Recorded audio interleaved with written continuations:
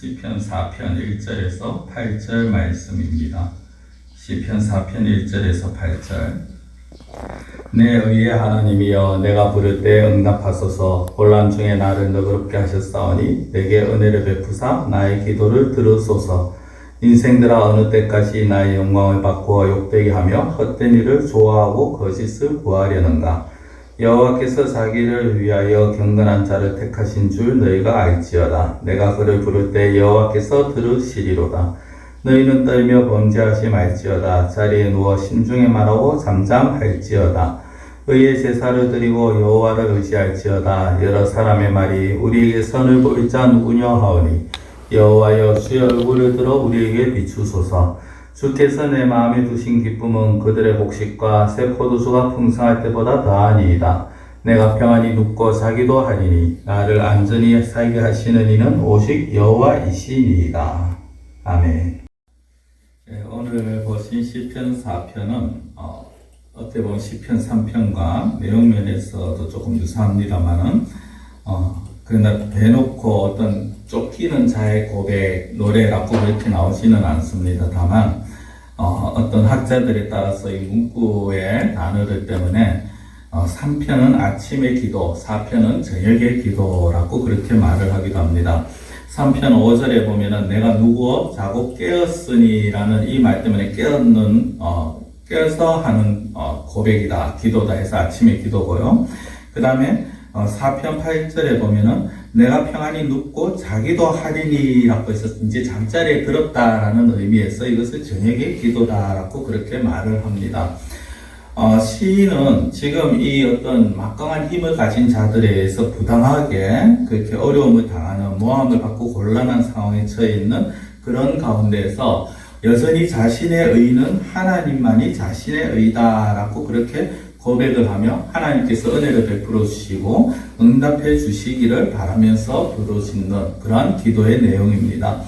이 시인은 자신이 경건한 사람이다, 즉 하나님의 백성이다라는 것을 확신합니다. 그래서 하나님께서 자신을 사랑하시고 부르짖은 자기의 기도에 응답해 주실 것이라는 것을 확신을 하고 있기 때문에 지속적으로 자기에게 거짓으로 모함하고 비방하고 명예를 더럽힌 사람들을 책망합니다. 이들에게 있어서 2절에 보면은 인생들은 어느 때까지 나의 영광을 받고 욕되게 하며 헛된 일을 좋아하고 거짓을 구하려는가. 쉽게 말씀드리면 언제까지 나를 모함하고 나를 억울한 일에 구덩이에 빠지게 할 것이냐라는 것입니다.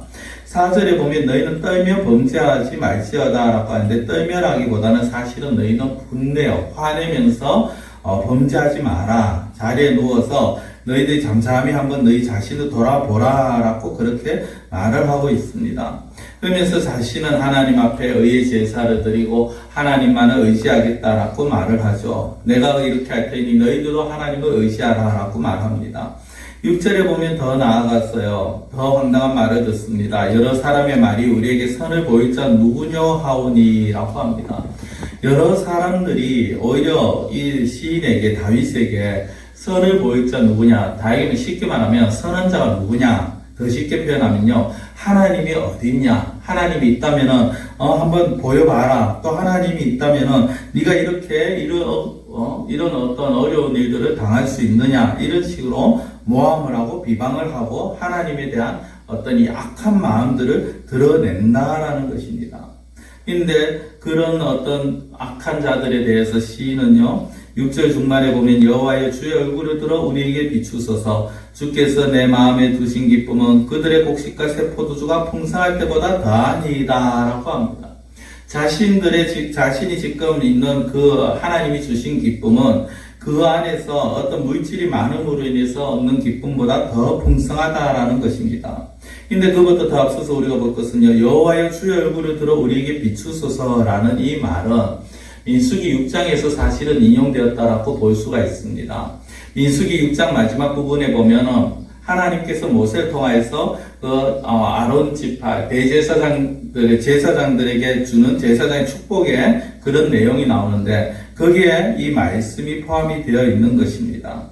이렇게 어떻게 보면은 정말 하나님 앞에서 탄식으로 시작을 합니다. 내가 부르짖을 때, 그리고 나에게 좀 은혜를 베푸소서, 나를 너그럽게 하소서, 나의 기도 들으소서 탄식으로 시작한 이 다윗이 마지막에 가서는 어떻게 합니까? 정말 나의 모든 삶 가운데 내가 지금 힘들고 어렵지만은 하나님이 주신 그 기쁨이, 하나님께서 내 마음에 주신 기쁨이 내가 물질을 많이 가지고 있을 때의 기쁨보다 더 풍성하고 그 기쁨이 더 충만하다라고 그렇게 말을 합니다.